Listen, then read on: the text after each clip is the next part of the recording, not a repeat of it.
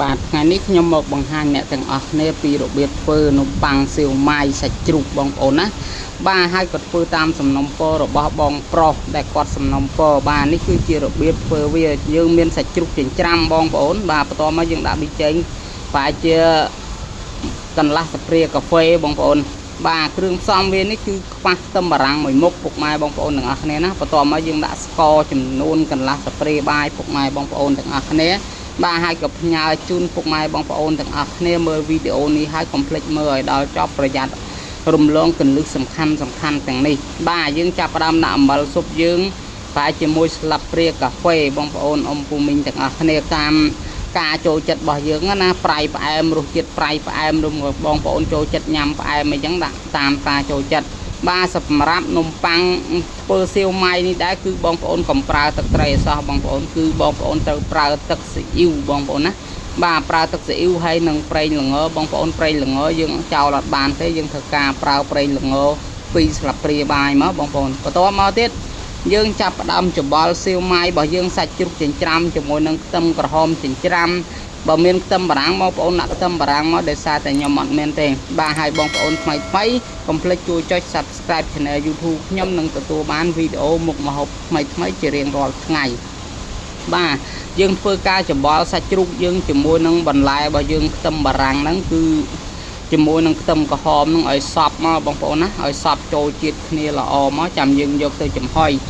សម្រាប់នំប៉័ងសៀវម៉ាយនេះដែរគឺសៀវម៉ាយនេះគឺយើងអាចធ្វើសាច់បានច្រើនបងប្អូនណាយើងបងប្អូនចង់ធ្វើសាច់មាន់សាច់ទាឬក៏សាច់គោឬក៏សាច់បង្គាអីគឺបានតាមការចូលចិត្តបាទបងប្អូនតែងតែញ៉ាំនៅតាមគេលក់គឺសៀវម៉ាយគេធ្វើពូតដុំបងប្អូនណាតែខ្ញុំអត់ពូតទេខ្ញុំដាក់ចំហុយទាំងអញ្ចឹងតែម្ដងទៅបងប្អូនបាទឥឡូវនេះយើងចាប់ផ្ដើមដាក់ចំហុយនៅក្នុងចានរបស់យើងចឹងមកបងប្អូនហើយយើងយកគម្របយកមកក្របមកបងប្អូនបាទគម្របកញ្ចក់នឹងបាត់ហើយរកអត់ឃើញចឹងហើយបញ្ញាប់ធ្វើជូនបងប្អូនទាំងអស់គ្នាបាទយើងចំហុយវាឲ្យតែឆ្អិនល្អទៅគឺជាការស្រេចទេបងប្អូនណាបាទសម្រាប់សាច់ជ្រូកនេះដែរបងប្អូនចិញ្ច្រាំល្អបងប្អូនបាទចិញ្ច្រាំហើយបើសិនជាបងប្អូនធ្វើលក់បងប្អូនពូតវាដុំប៉ិនមេដៃឬមកក៏ប៉ិនមេជើងអីចឹងណាប៉ិនបរហាត់សាច់គោអាដុំធំណាបងប្អូនបាទយើងពូតហើយចាំយើងដាក់តម្រៀបវាចំហុយទៅបងប្អូនដាក់ឲ្យវាមានរសជាតិប្រៃផ្អែមបងប្អូនណាសម្រាប់នំប៉័ងសៀវម៉ាយនេះដែរគឺពឹងផ្អែកទៅលើសាច់សៀវម៉ាយនឹងតែម្ដងបើសិនជាសាច់សៀវម៉ាយរបស់យើងសាមគឺកូបនំប៉័ងអត់ឆ្ងាញ់ទេដោយសារអីដោយសារតែនំប៉័ងនេះគឺអត់មានលាបប៊ឺលាបទឹកត្រីខអីទៀតទេពុកម៉ែបងប្អូនទាំងអស់គ្នាណាហើយឥឡូវនេះសាច់សៀវម៉ាយរបស់យើងនេះគឺវាឆ្អិនហើយយើងធ្វើការលើកចេញពុកម៉ែបងប្អូនបាទហើយព្យាយាមលើកដោយសារតែវាក្តៅពុកម៉ែបងប្អូនមើលវីដេអូនេះហើយកុំភ្លេចជួយ share ម្នាក់មួយឲ្យបានដល់បងប្រុស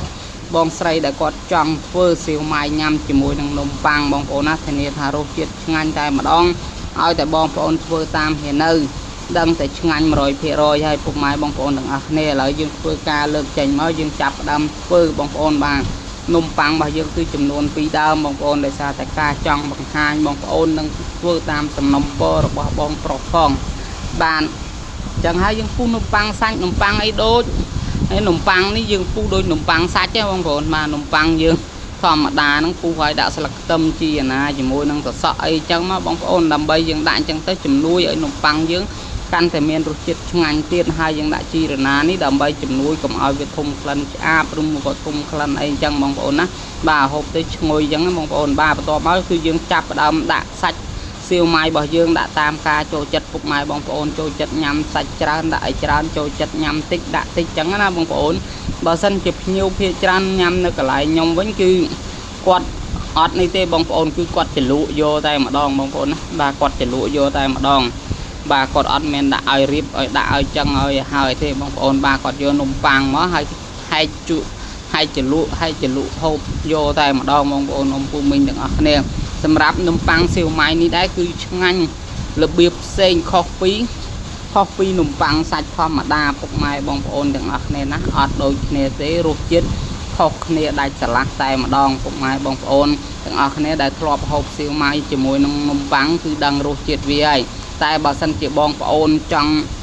សាកបងប្អូនអាចធ្វើបាននៅផ្ទះបងប្អូនងាយស្រួលមិនពិបាកនោះទេសម្រាប់នំប៉័ងសៀវម៉ាយនេះបងប្អូនធ្វើ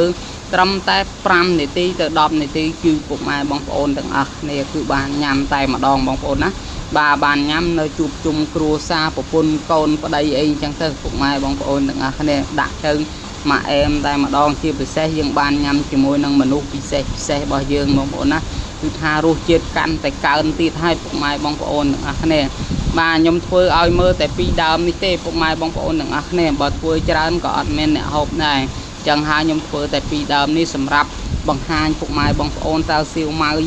chỉ môi nâng nôm phang nâng kết phơi là bếp na bóng ôn đang cứ kết phơi là bếp hiền nơi nâng phục mai bóng ôn đừng này ná đào vẹn nhà mai phục mai bóng ôn đừng này mơ từ mọt hiền nơi tới có đăng thạch ngành nha bóng ôn ba rút chết ngành mà rồi thì rồi tại mà đong bóng ôn bà sân chị bóng ôn châu chất nhằm em châu chất nhằm hiện prai em bóng ôn đã lộ về tam vô tam ca chấm nắng chấm nấu chất phục mai bóng ôn đừng này từ bà sân chị bóng ôn châu chất hộp hiện sát bóng ôn vô sạp tam chấm nắng chấm nấu chất bạn ở côn chấm rệp lìa bye bye